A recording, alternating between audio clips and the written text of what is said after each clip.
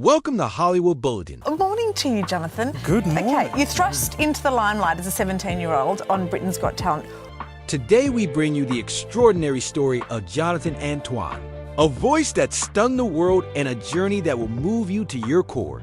It all began in 2012 when a 17-year-old boy stepped onto the Britain's Got Talent stage, trembling with nerves and facing the harsh judgment of a national audience.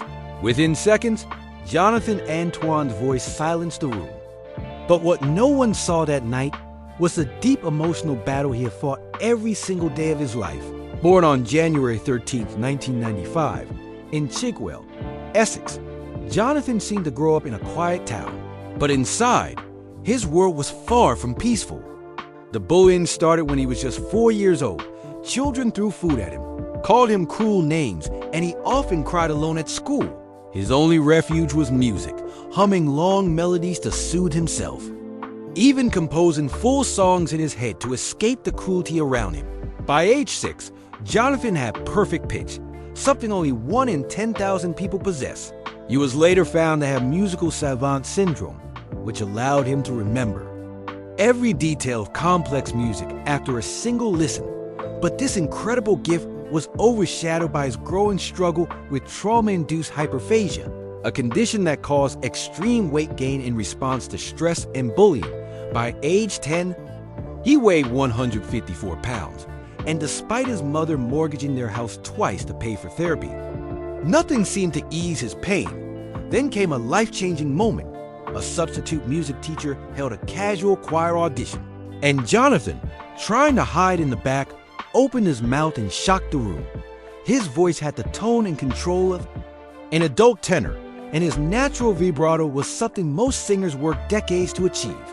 His voice was so powerful it could fill a 2,000-seat auditorium without a microphone.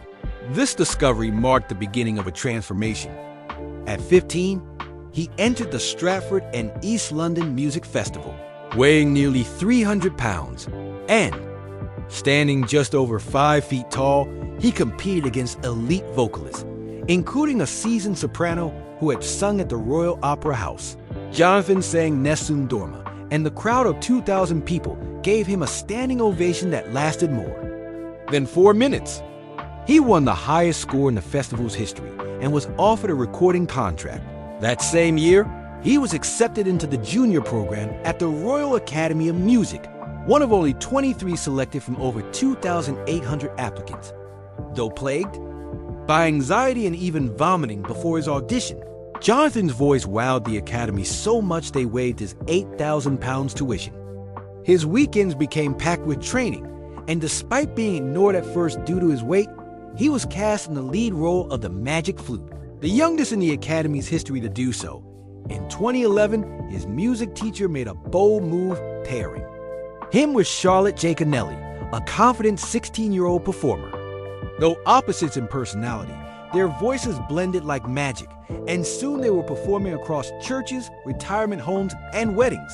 Their duet, The Prayer, captivated every audience. It was Charlotte who pushed Jonathan to audition for Britain's Got Talent in 2012. He resisted, terrified of being mocked for his appearance.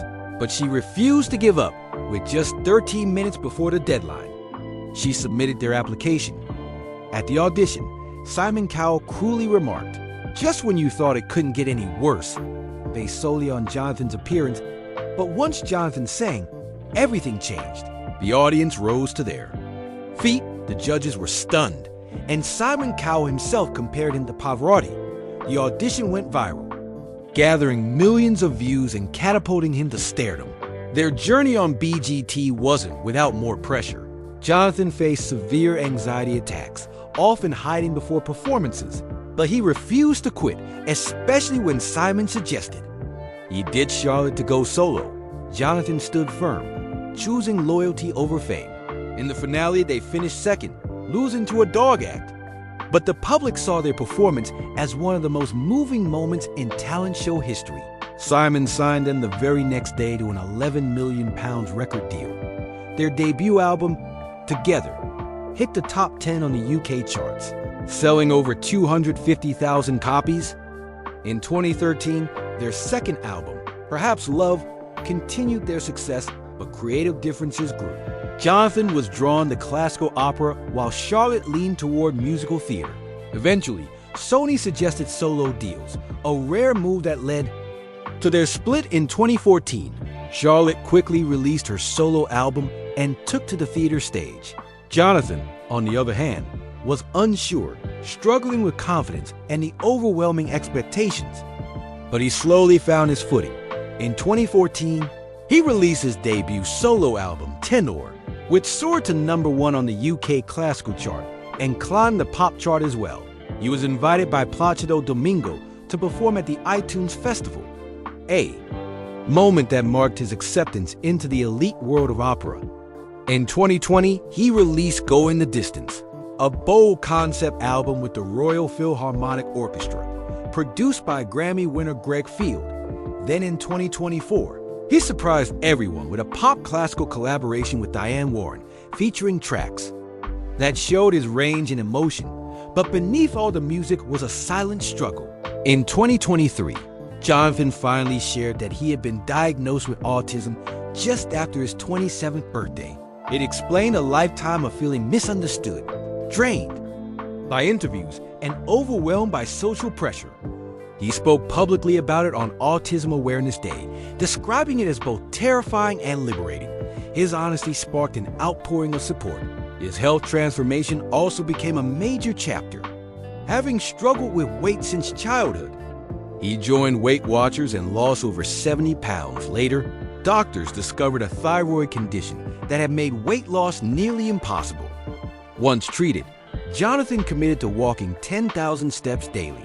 Rarely missing a day, it became his way to reclaim control over his life. His message to fans was simple: I feel stronger and healthier than I have in 10 years. Alongside this transformation, Jonathan found love with Canadian waitress Michelle Doucet. They met online during a difficult time in his life, and she became his anchor, inspiring his album Belief and standing by him during his autism diagnosis and personal growth. Although his partnership with Charlotte faded, with little contact in later years, Jonathan has continued rising as a solo artist. Plans are now underway for a documentary about his life, titled Beyond the High C.